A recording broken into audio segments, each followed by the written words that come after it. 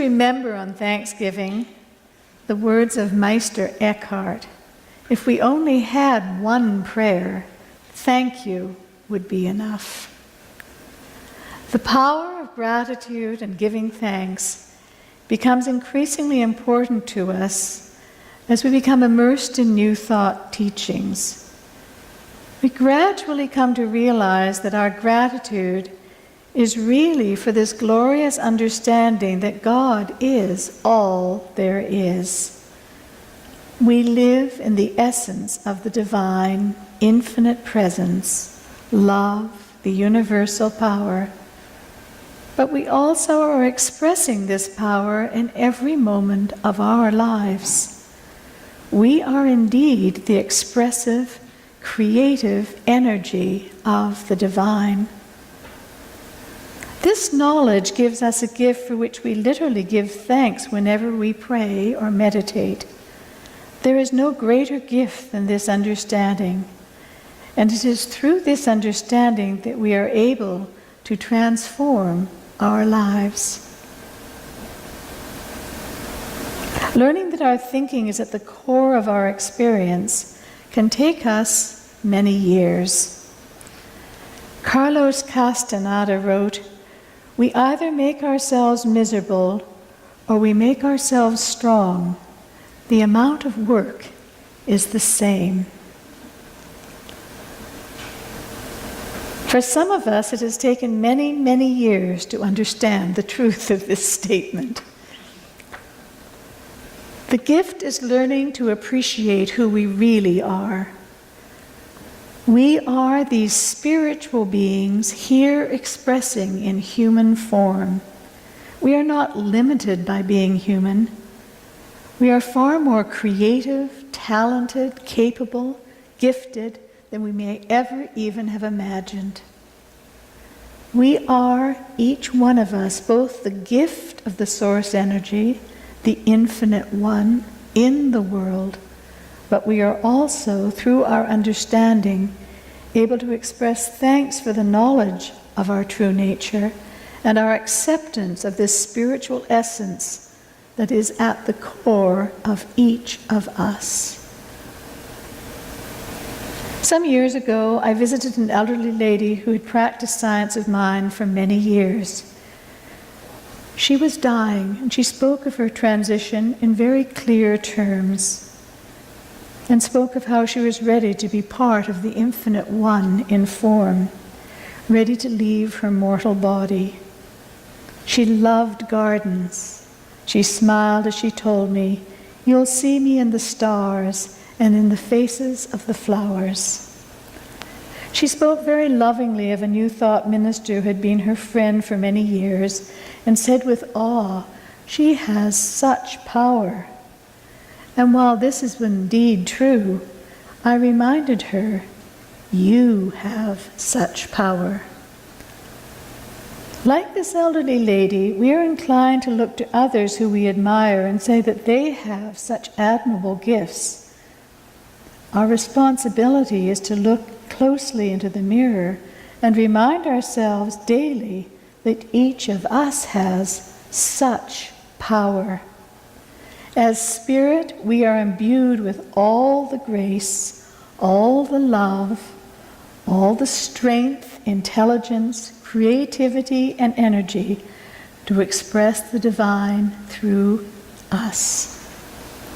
When we work in the area where our passion, our love is directed, whether that is designing buildings, growing great vegetables, knitting beautiful sweaters, cooking for family members, volunteering in our communities, whatever we do, wherever we are, if we do it with great love, that love comes back to us in untold ways and in gifts that we cannot even begin to count. Some years ago, there was an article in Science of Mind magazine by Reverend Emile Gavreau in which he wrote about the law of circulation. He cited a book by Carter Phipps titled Evolutionaries, in which it was suggested that in a constantly changing universe, we need to go beyond being to states of becoming. In discussing the law of circulation, this would ideally mean that spiritual practice brings us to a state of total oneness. Then Gavro asks, what would I become as circulation? In a state of being, I know that when I am circulating, I give from a place of gratitude, know that I am infinitely sourced, and similarly, I receive. The idea of becoming, however, tells us that we are not reaching any particular destination, but that we are moving as one with the universe. In this state of becoming, we would need to release any idea of me or you as separate from the universe. When we become circulation, we become the infinite source itself, and we become the consciousness of infinite receiving. The lines that appear to separate giver and receiver are non-existent. In this place, there cannot be a blessing too big to receive. As you consider yourself as the law of circulation, you get in touch with an infinitely expanded idea of yourself. As you become the infinite flow of the universe, you become an infinite center of circulation. For those of you who've heard me speak before, I always try to lighten the talk with a couple of jokes. You may have heard these, but I'll share them with you today and hope that you haven't.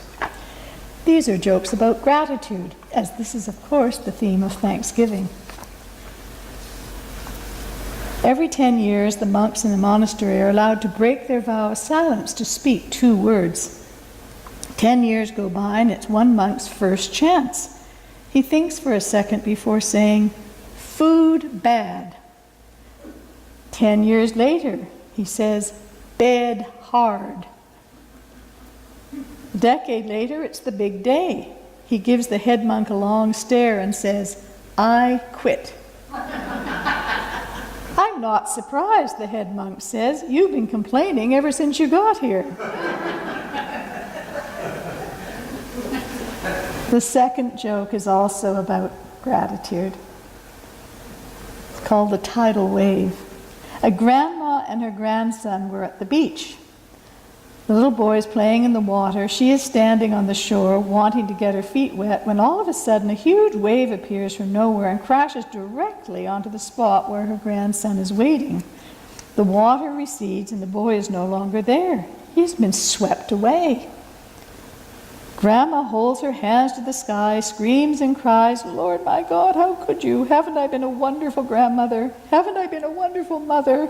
Haven't I given to charity? Haven't I prayed faithfully? Haven't I tried my very best to live a life that you would be proud of?" A voice booms from the sky, "All right already." A moment later, another huge wave appears out of nowhere and crashes onto the beach. As the water recedes, the boy is standing there, smiling and splashing around as if nothing whatsoever had happened. The voice booms again, "I have returned your grandson. Are you satisfied?" Grandma responds, "He had a hat."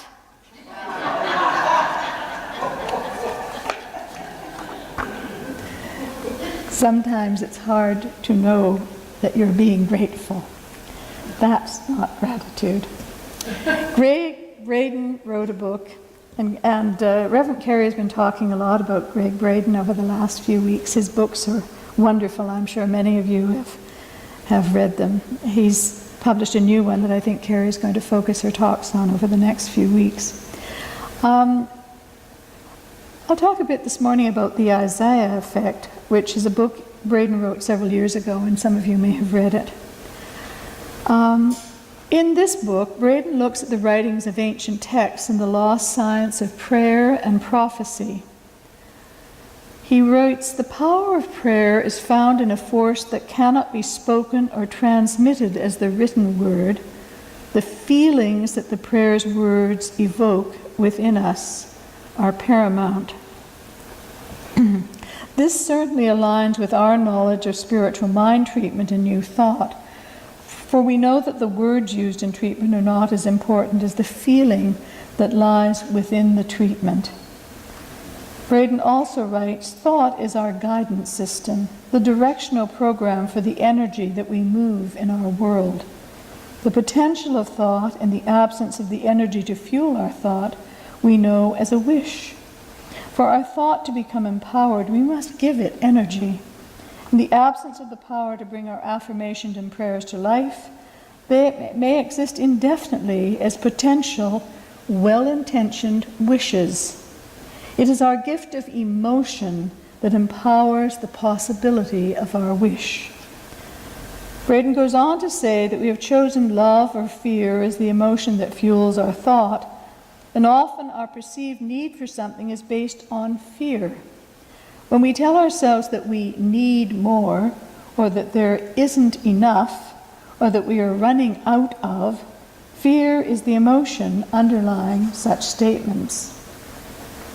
Braden would challenge his audiences to merge the emotion of fear with the concepts of not enough and ask them what feeling comes up for them. His audience would be silent, as the feeling will be different for everyone, but gradually a few people would acknowledge the feeling was yucky or crummy. See, they're merging the emotions of fear with the concepts of not enough. Yucky and crummy. And that was exactly Braden's point in leading the exercise. We choose the conditions of our lives through our feelings, that invisible union between our thoughts and our emotions. When we are seeking to create money, relationships, good health, with feelings that empower our creation that are yucky or crummy, we shouldn't be surprised if money, health, and relationships don't show up. If we harbor feelings of unworthiness, then those feelings will fuel the creation of the very experience we least choose to have in our lives, the expression of not being worthy. Understanding this simple truth is where healing begins. Braden tells the story of his friend David, who is a Native American and with whom he went into the desert to pray rain. Note, not to pray for rain, but to pray rain. David tells Braden, when I was young, our elders passed on to me the secret of prayer. The secret is that when we ask for something, we acknowledge that we do not have it. Continuing to ask only gives power to what has never come to pass. The path between man and the forces of this world begins in our hearts. It is here that our feeling world is married to our thinking world. In my prayer, I began with the feeling of gratitude for all that is and all that has come to pass. I gave thanks for the desert wind, the heat, and the drought, for that is the way of it until now. It is not good, it is not bad. It has been our medicine. Then I choose a new medicine. I began to have the feeling of what rain feels like. I felt the feeling of rain upon my body. I felt the feeling of wet earth oozing between my naked toes. I smelled the smell of rain on the straw and mud walls of our village after the storms. I felt what it feels like to walk through the fields of corn growing up to my chest, because the rains have been so plentiful. The old ones remind us that this is how we choose our path in the world. We must first have the feelings of what we wish to experience. This is how we plant the seeds of a new way. From that point forward, our prayer becomes a prayer of thanks. So Braden asked David, "Thanks? Do you mean thanks for what we have created?" "No," David replies, "not for what we have created. Creation is already complete. Our prayer becomes a prayer of thanks for the opportunity to choose which creation we experience. Through our thanks, we honor all possibilities and bring the ones we choose into this world." I think these statements align with our use of spiritual mind treatment. Whoops, I'm losing my device here. Hang on. I don't know if you'll be able to hear me without it. Let me reposition it. Okay, can you hear me? All right, good.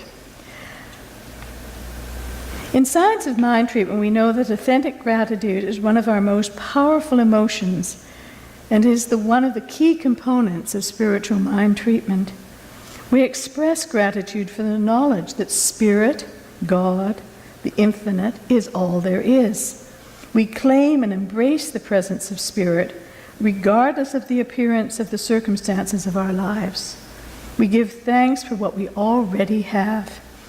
As we acknowledge that that for which we are treating already exists, we have wrapped our treatment in an authentic blanket of gratitude. In the words of John Waterhouse, if you're okay with where you are, you can easily manifest something greater. I want to close today's service with a powerful affirmation that is from the wonderful little book, This Thing Called You by Ernest Holmes. If you aren't familiar with this book, I recommend it highly. Ann Miller led us in a book study on it several years ago, and it's been the focus of several book studies over the years. It's a powerful book. Here's this affirmation, which I invite you to use during the coming week. There is one power, one presence, and one life. The living Spirit is right where I am, within, around, and through me. I am in Spirit. Spirit is in me. Spirit knows in me. Spirit sees through me, thinks in my mind, acts through my act. This wellspring of life flowing up through me knows no obstruction, no congestion, and no imperfection. There is a pattern of perfection at the center of my being, a divine and heavenly pattern of wholeness. Every organ, action, and function of my being is spiritual. The Spirit is perfect in every part of my being. I live in peace, in joy, and in perfect life. And so it is. Thank you.